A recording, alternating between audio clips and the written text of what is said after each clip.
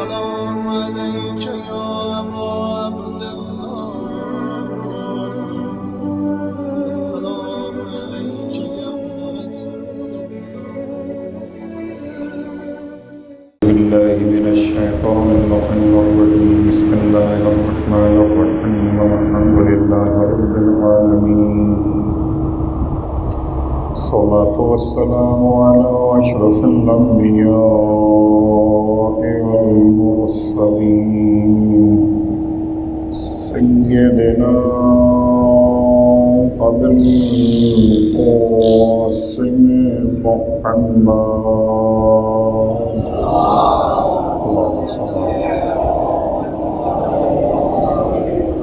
وعلى أهل بيته الطيبين الطاهرين واللعنة الدائمة على أعدائهم أجمعين أما بعد فقد قال الله تبارك وتعالى في كلامه الحميد فرقانه المجيد بسم الله الرحمن الرحيم والذين آمنوا وعملوا الصالحات في روضات الجنات لهم ما يشاءون عند ربهم ذلك الفضل الكبير ذلك الذي يبشر الله عباده الذين آمنوا وعملوا الصالحات والله أسألكم عليه أجرا إلا المودة في القربى ومن يقترف حسنة نزد له فيها حسنا إن الله غفور شكور صلى الله عليه وسلم.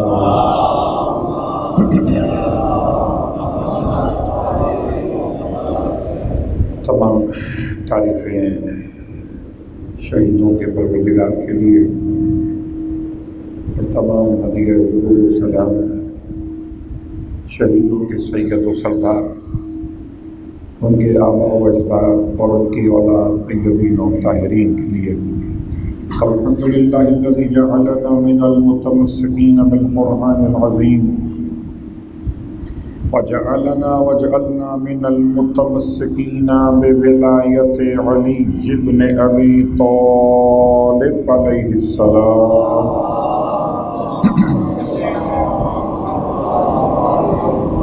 عظم الله أجورنا وأجوركم بمصابنا بالحسين عليه السلام وجعلنا وإياكم إن شاء الله من الطالبين بثأره مع وليه الإمام المهدي من آل محمد عليهم السلام.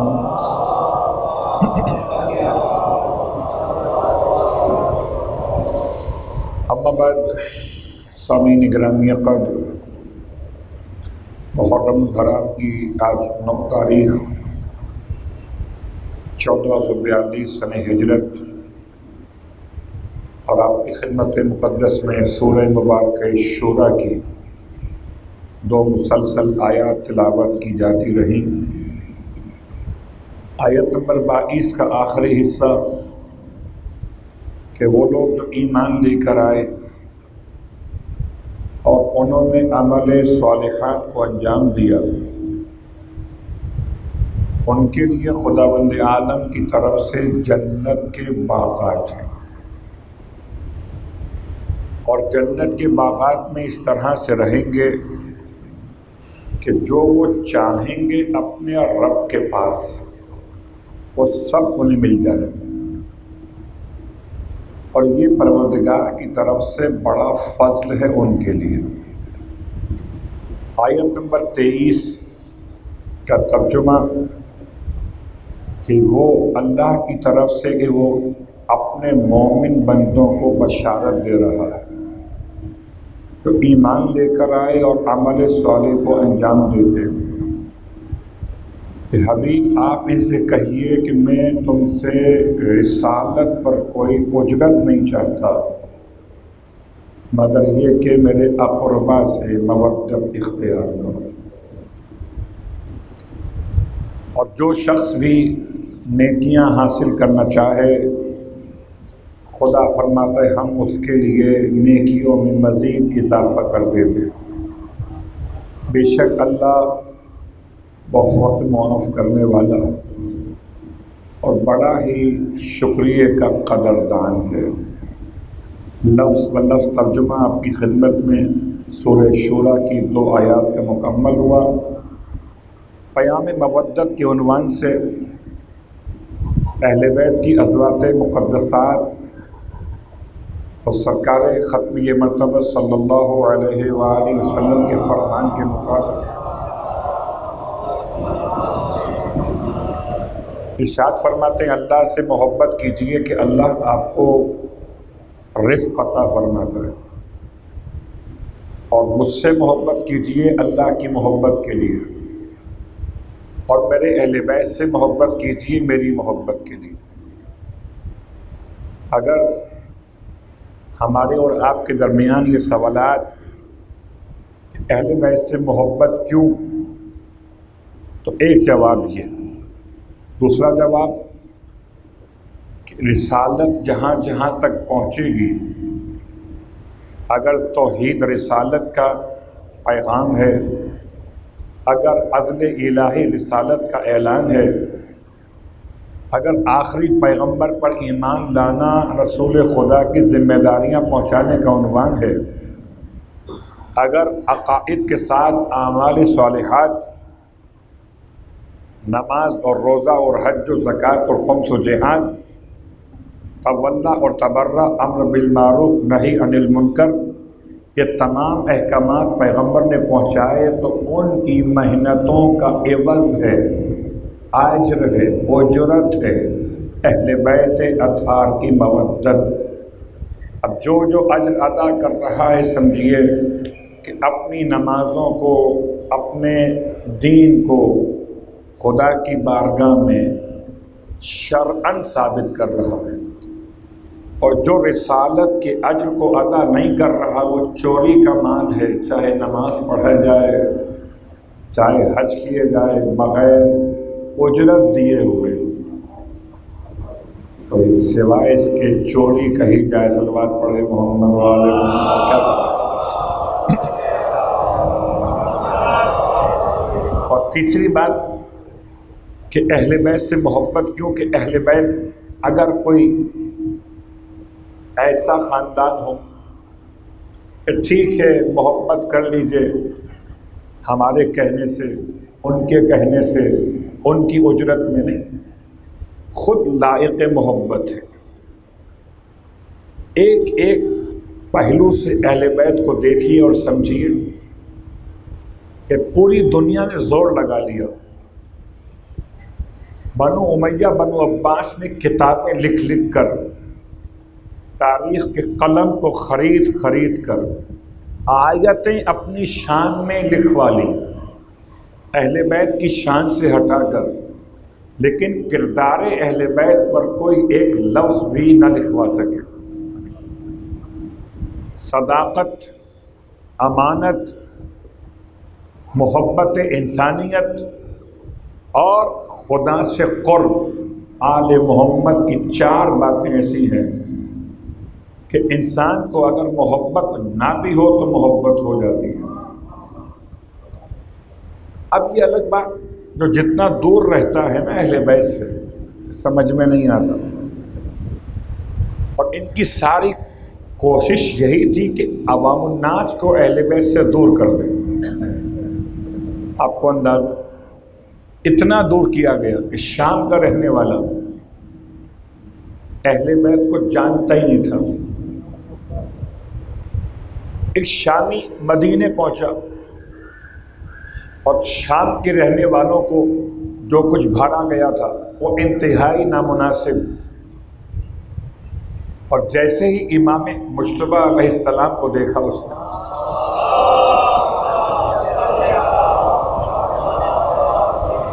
یہ میں جملہ اس لیے پڑھ رہا ہوں کہ ابھی گفتگو ہو رہی تھی مجلس سے پہلے کہ کسی قریب کے علاقے میں کسی شخص نے کہہ دیا کہ کل تو عید ہے، تو ایسے جملوں میں پریشان نہ ہوا کیجیے. اور آپ تو خود ہر سال دیکھتے ہیں کہ کپڑے کون رنگ برنگی پہن کر، کون میک اپ کر کے، کون تیار ہو کے، بچوں کو تلواریں دلوا کے روڈ پر کون نکل آتے ہیں. یہ کیا ہے؟ جہالت ہے. شام کے رہنے والے کو اس حد تک متعصب بنا دیا گیا کہ ان کے یہاں مجلسوں میں مت جانا. یہ بچوں کو ذبح کر دیتے. ابھی تک اس دور میں شام غریبہ کے بارے میں خرافات اس دور میں، جبکہ میڈیا پر شام غریبہ کی مجلسیں آنے لگی،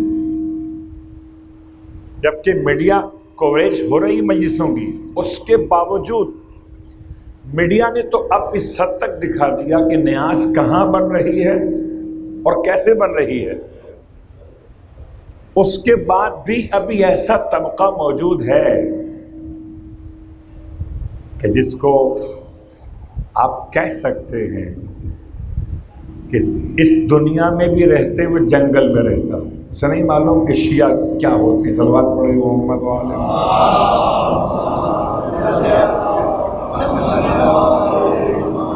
جب کوئی ہمیں نہیں پہچان پایا تو آل محمد کو کیا پہچانے گا.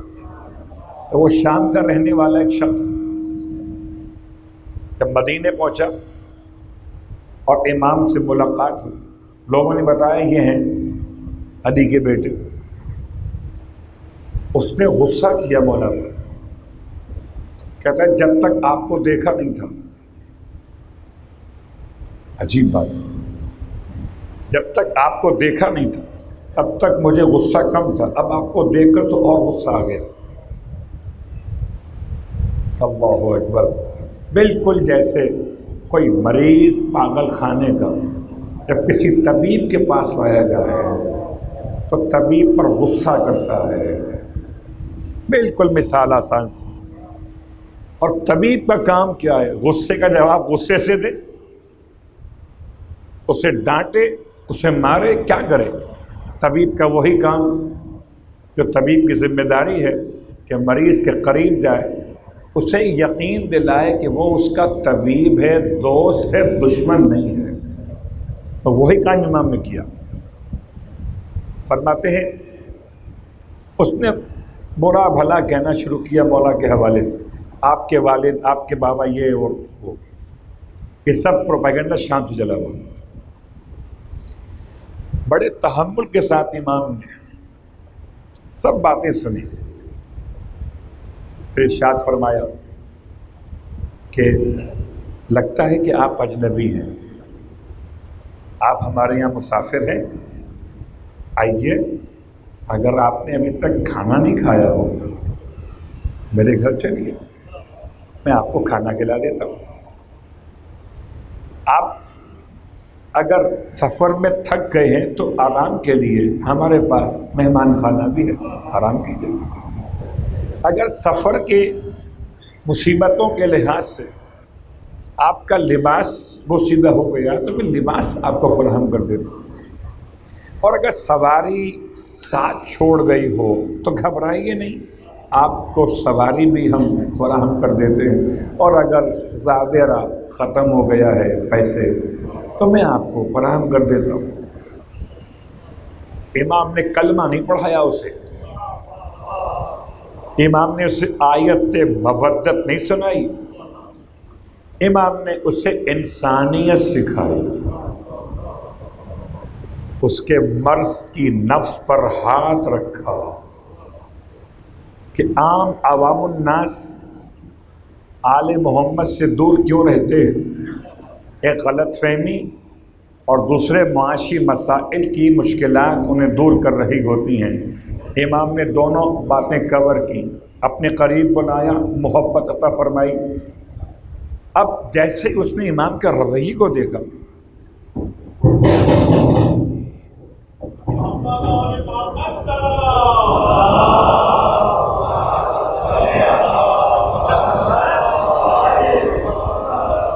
اس نے امام کے رویے کو دیکھا، اس کو توقع نہیں تھی.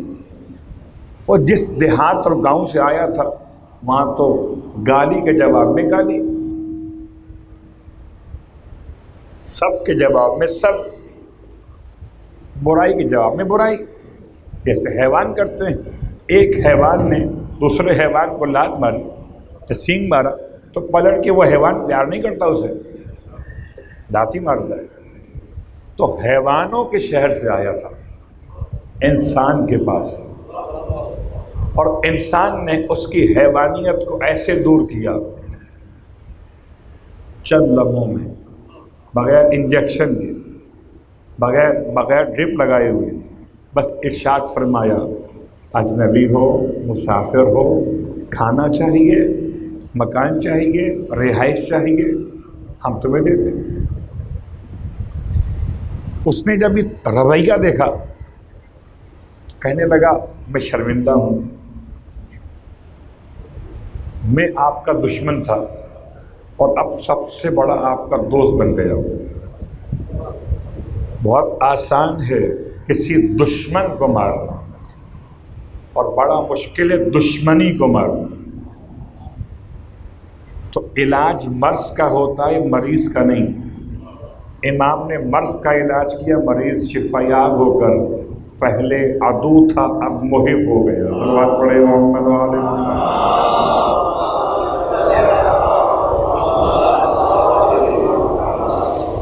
یہ ہے مقام اہل بیت، یہ پیام مودت۔ اس لیے دنیا چاہتی ہے کہ عوام الناس اہل بیت سے قریب نہ جائیں، اور جو اہل بیت کے چاہنے والے پیغام پہنچانا چاہتے ہیں ان کا پیغام بھی نہ سنیں۔ یہ تو پھر بھی کافی حد تک میڈیا نے فاصلے کم کیے ہیں، اب ملاوٹ کے ساتھ کیے وہ الگ بات ہے، لیکن فاصلے کم تو کیے ہیں کہ اب مسلسل سوشل میڈیا پر اہل بیت کے حوالے سے احترام اور عزت کا عنوان، اہل بیت کو اس کی حاجت نہیں ہے بلکہ انسانیت کو اس کی ضرورت ہے۔ اور اسی اعتبار سے آپ کی خدمت میں یہ ہوا کیوں، آج کے دور میں اگر کوئی کہتا ہے آپ سے کل عید کا دن ہے تو کیوں کہتا ہے، اس کے پیچھے کیا لاجک ہے؟ زیارت عاشورہ کے 2 جملے میں نے کل آپ کی خدمت میں مولا عباس کی زیارت پڑھنے کی تاکید کی تھی کہ تاکہ ہم مولا عباس کے عرفان تک کچھ پہنچ سکیں۔ آج زیارت عاشورہ جو آپ نے کل پڑھنی ہے اور آج بھی پڑھ سکتے ہیں۔ اللہم ان ھذا یوم تبرکت بہ بنو امیہ، پروردگار اس دن کو بنو امیہ نے برکت کا دن قرار دیا۔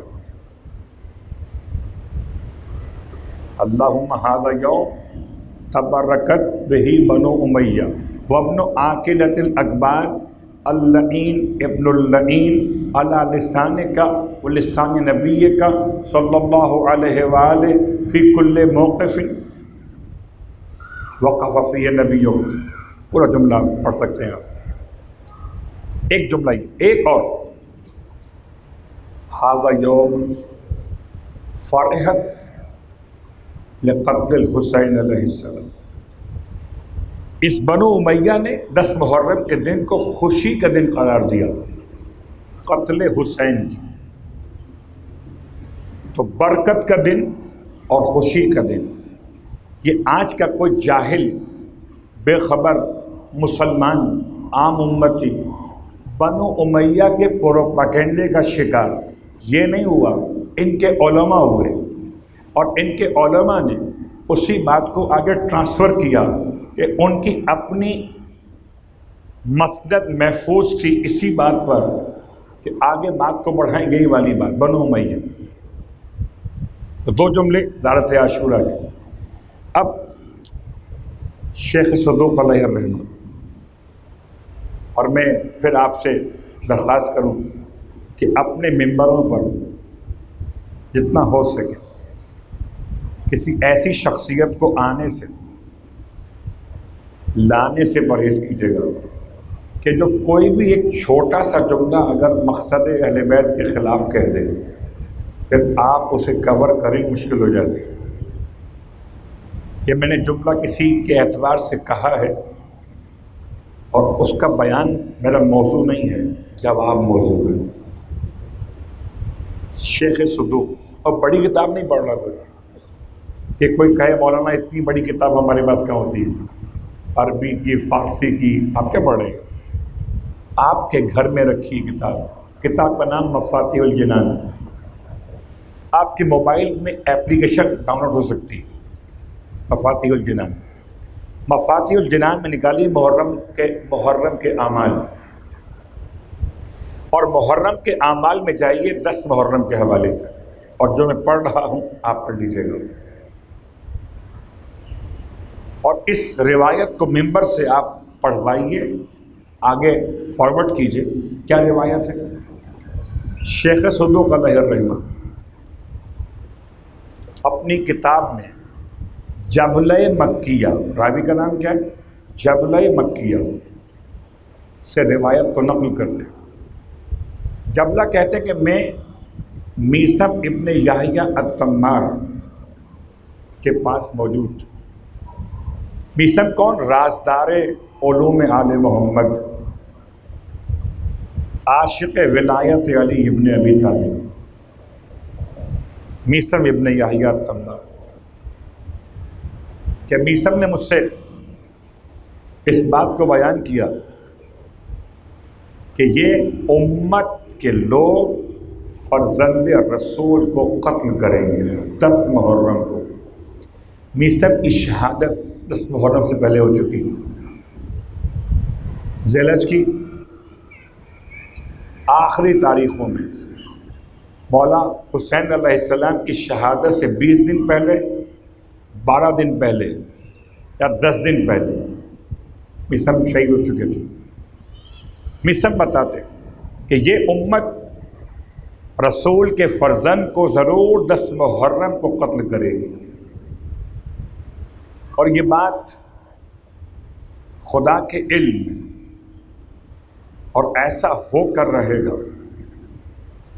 پھر فرماتے ہیں اور پھر اس پر یہ امت اس دن کو عید کا دن قرار دے گی۔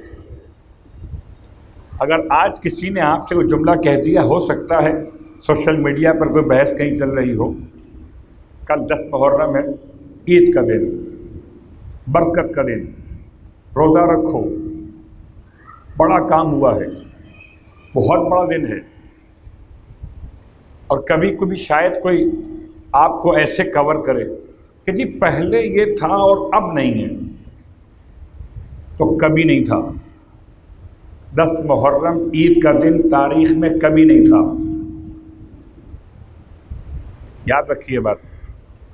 جب سے خدا نے کائنات کو بنایا تب سے محضر شہادت پر امام حسین علیہ السلام کی شہادت کا وقت اور دن دونوں معین تھے۔ تو یہ کہنا کہ جی پہلے عید مناتے تھے بعد میں تبدیل ہو گیا، نہیں، ایسا نہیں۔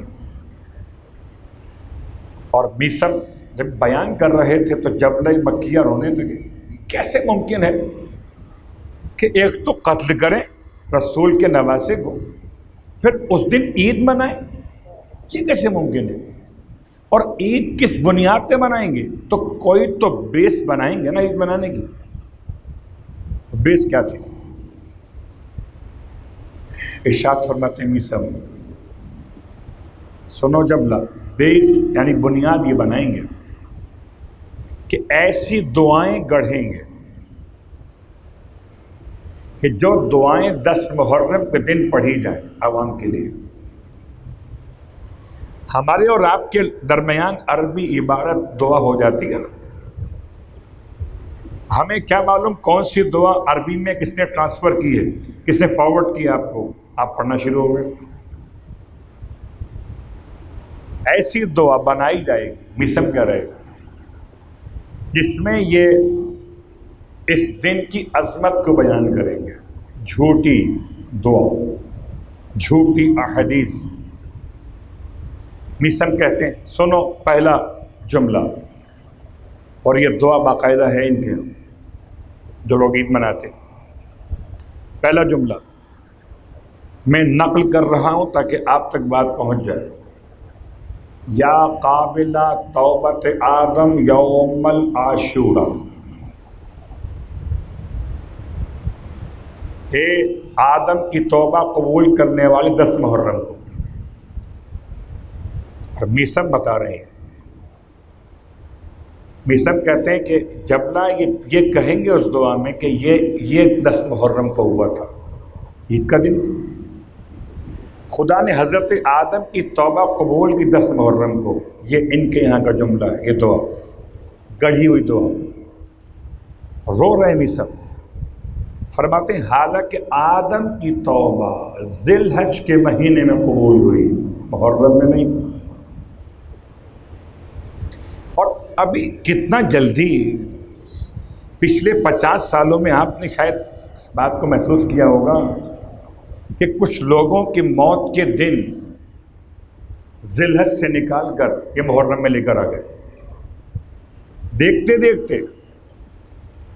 اور اب ایسا ماحول بن گیا کہ ان کے لیے کوئی بول سکتا کچھ نہیں، کہ فرقہ واریت قائم ہو جاتی ہے. اللہ اکبر. میسم بتا رہے اب کون پوچھے جا کر کہ آدم کی توبہ کب قبول ہوئی؟ ارے وہ بتائیں گے کہ جن کی وجہ سے قبول ہوئی. تمہارا اس سے کیا تعلق؟ صلوات پڑھ لیں محمد والے.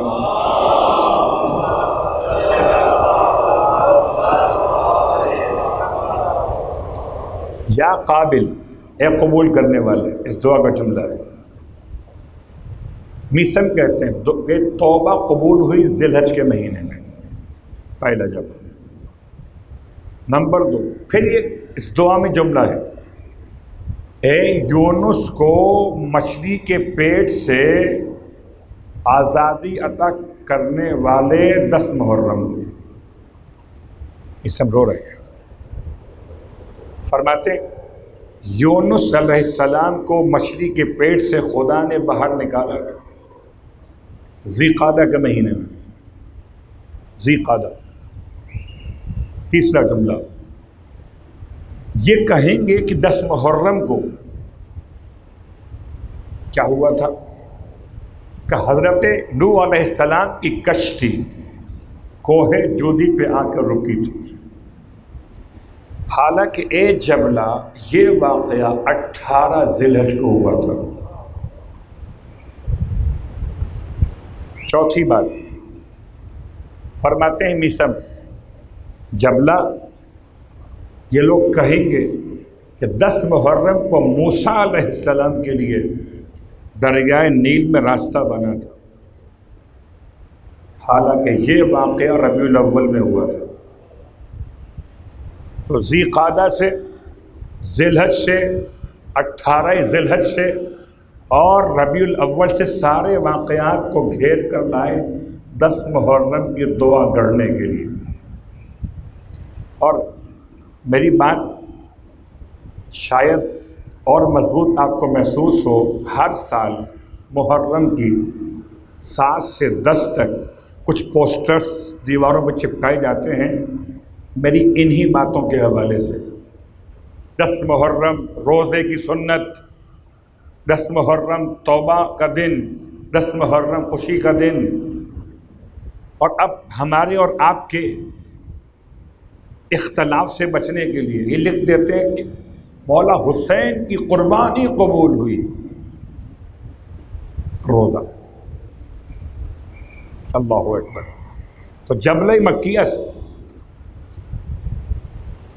میسم تمار کی روایت، یہ بات پوری مکمل ہے. اس طرح کی روایات گڑھی جائیں گی تو وہ عید کا دن جو کہتا ہے نا کوئی جاہل امت کا عام شخص اس بنیاد پہ کہتا ہے. آپ نے کیا کرنا ہے؟ آپ نے اس سے بحث کرنی نہیں، آپ نے صرف اس کو علم پہنچانا ہے. آپ کو یہ بتانا ہے کہ یہ واقعہ کس دن پیش آیا جس کو تم کہہ رہے ہو. اب آئیے اب کچھ اپنے درمیان کے مسائل صلوات پڑھے محمد و آل محمد.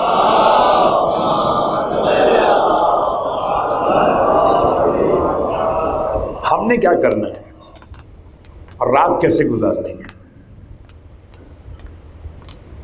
رات گزارنی ہے بیدار رہ کر. رات کو سونا سوائے مجبوری کے بہتر نہیں ہے. اگر آپ چاہتے ہیں کہ آپ کو عبادت کا ثواب ملے، یہ رات جاگ کے گزاریں. جو یہ رات جاگ کر گزارے اس نے گویا ملائکہ کے ساتھ رہ کر عبادت کی ہو. اور جب کوئی رات جاگ کر گزارے گا تو کیا کرے گا؟ عبادت کرے گا. آج کی رات کی عبادت 70 سال کی عبادت کے برابر ثواب رکھتی ہے. عبادت میں کیا کریں؟ عبادت میں نمازیں، عبادت میں درود، عبادت میں سورہ اخلاص کی تلاوت، اور عبادت میں اللہم العن قتلۃ الحسین علیہ السلام، اور بعض روایات میں وہ اصحابہ ہی. آج کی رات اور پھر ہر عزا خانے میں، ہر فرش عزا پر رات جاگ کر اس لیے گزاری ہے. حسن و ملال میں کتاب کا حوالہ زاد المعاد. اور رات جاگ کر گزاریں گے جیسے کربلا میں امام کے اصحاب نے رات عبادت میں گزاری. آپ ماتم کریں ساری رات،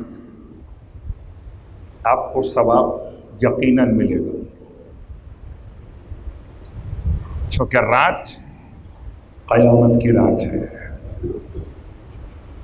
البتہ مصائب کے ربط سے پہلے کچھ باتیں اور سمجھا دوں آپ کی خدمت میں. ایک غلط فہمی ہمارے درمیان کہ سلام کرنا منع ہے 10 محرم کے دن میں.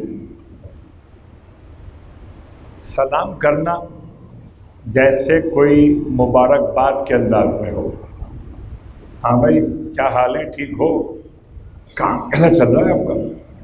It means like this sentence. یہ ہے وہ نارمل وے کے سلام دعا. سلام شرعی جائز ہے. السلام علیکم جائز ہے، حرام نہیں ہے، مکروہ بھی نہیں ہے. لیکن اس میں ایڈ کر دیجئے، ملا لیجئے تعزیت کا جملہ. عظم اللہ وجورک.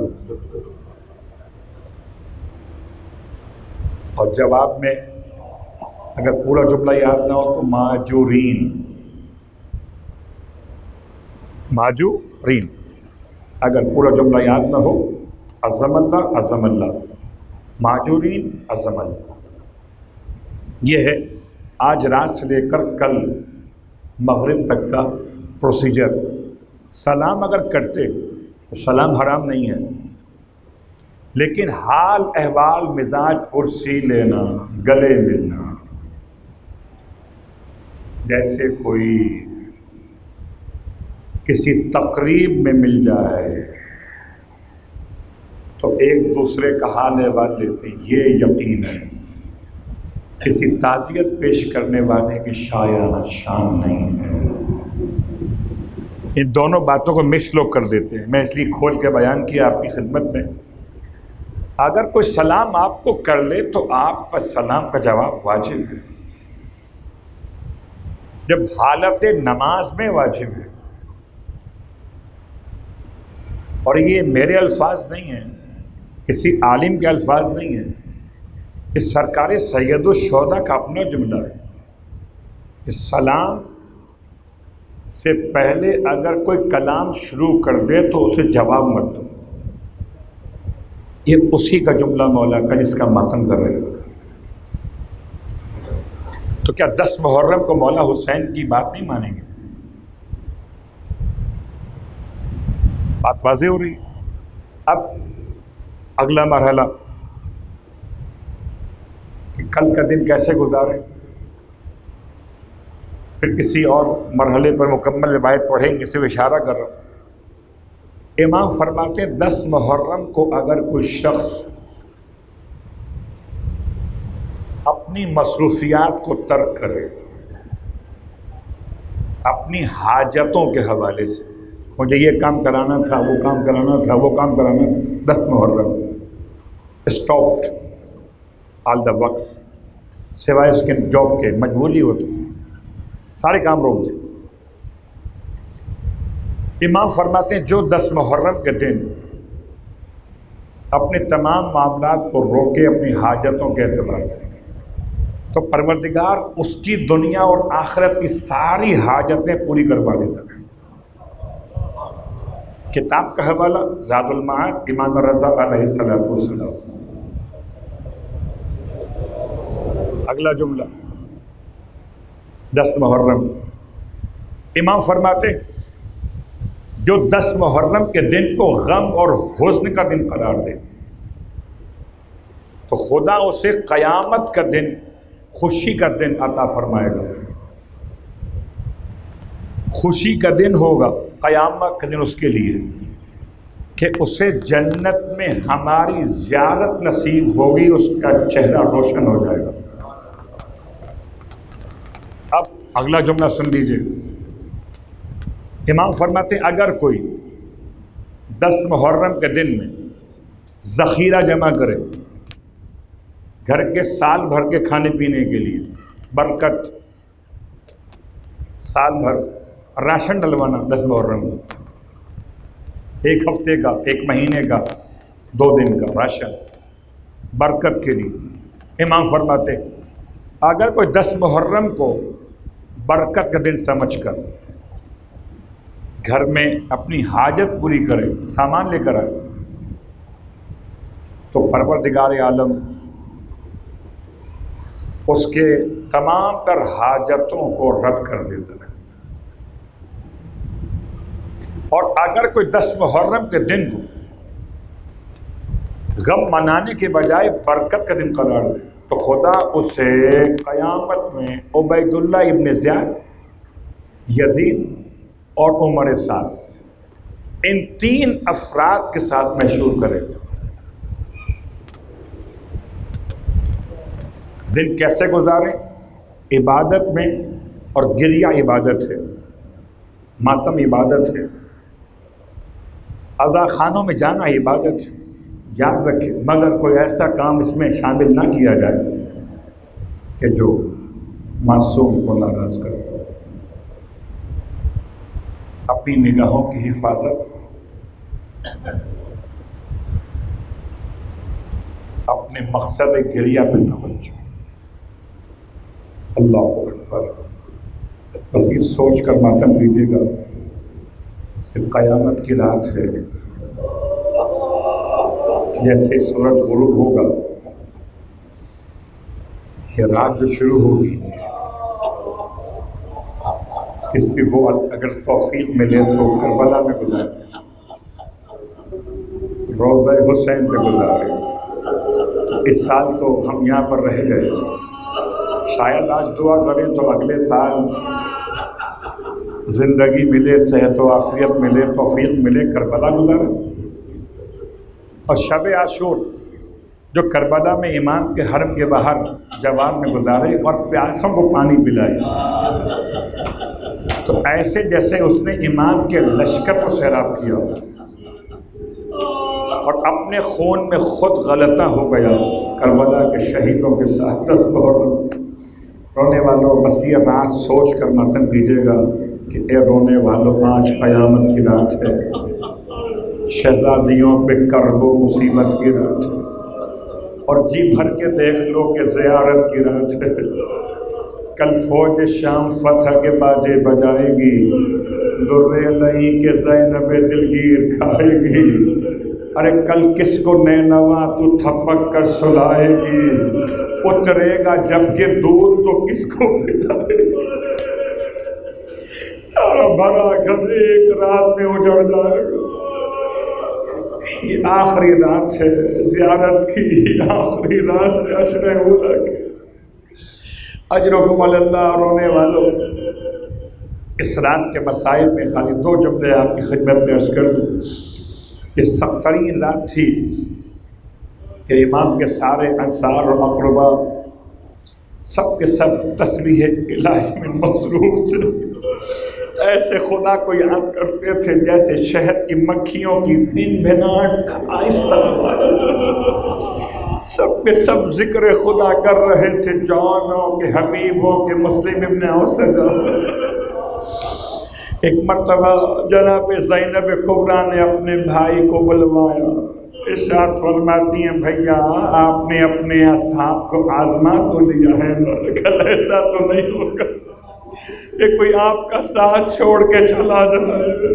کہتے کسی طرح یہ خبر اصحاب کے خیمے تک پہنچ گئی، اصحاب اپنے خیموں میں بےتاب ہو گئے، اپنے خیموں سے نکل کر امام کے خیمے تک، مولا عباس کے خیمے تک آئے، کہا مولا سے ہم بات کرنا چاہتے ہیں، مولا کی خدمت میں آئے اور اس کے بعد کہتے ہیں مولا کل دن بہت دیر بعد نمودار ہوگا، کل صبح تک کا انتظار نہیں کرتے، اگر آپ کو ہماری وفا پہ یقین نہ ہو ہم اپنی تلواروں سے اپنی گردنیں کاٹ کے آپ کے قدموں پہ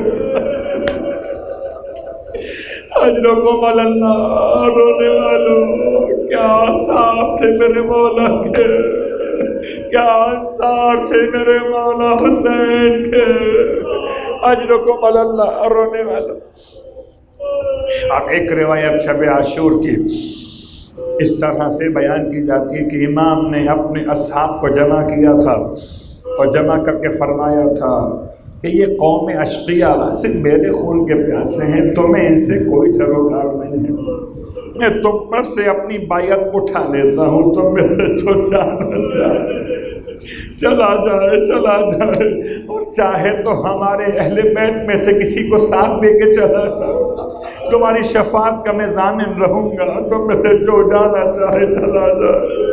میرا مولا تو کہہ کر خاموش ہو گیا، لیکن اصحاب میں کوہرام مچ گیا۔ ارے کوئی کھڑا ہو کر کہتا تھا مولا اگر 1000 مرتبہ زندگی ملے، ہر مرتبہ تلوار سے سر کاٹا جائے، تب بھی آپ کا ساتھ نہیں چھوڑیں گے۔ مولا اپنی جان کو بچا کے کہاں لے جائیں، آپ کی جان کو چھوڑ کے۔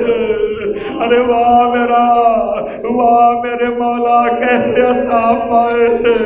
اس لیے فرماتے تھے مولا کہ میں اپنے اصحاب سے بہتر کسی اصحاب کو نہیں جانتا، اتنے با وفا کہ کوئی جانے کو تیار نہیں ہے۔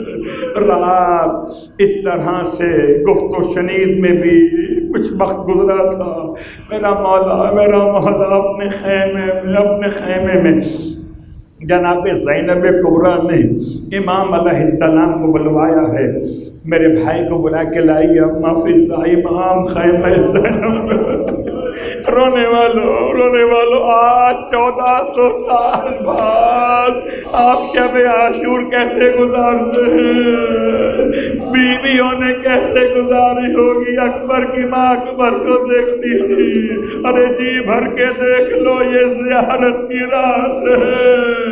ارے ام رباب اصغر کو سینے سے لگائے ہوئے، جتنا سینے سے لگا سکتی ہو لگا لو، آخری رات ہے۔ رونے والوں جناب زینب کبریٰ نے امام کو بلوایا ہے، امام خیمہ زینب میں آئے، سلام کے بعد کہتی ہیں بھیا میرا دل بڑا گھبرا رہا ہے۔ فرماتی میرا دل بہت گھبراتا ہے، بھیا کوئی ایسی بات کرے جس سے مجھے سکون مل جائے۔ بھیا میں اکبر کے پاس جاتی ہوں تاکہ سکون ملے، پھر خیال آتا ہے اکبر تو پہلے شہید ہو جائیں گے۔ کبھی اصغر کے پاس جاتی ہوں تو وہ تو غش کے عالم میں پڑا ہوا ہے۔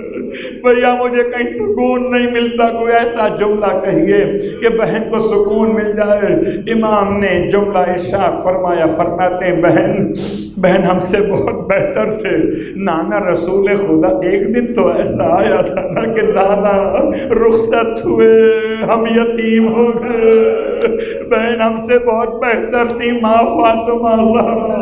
تو ایک دن تو ایسا بھی تاریخ میں آیا نا کہ اماں کا جنازہ اٹھانا پڑا، ہم بے آسرا ہو گئے۔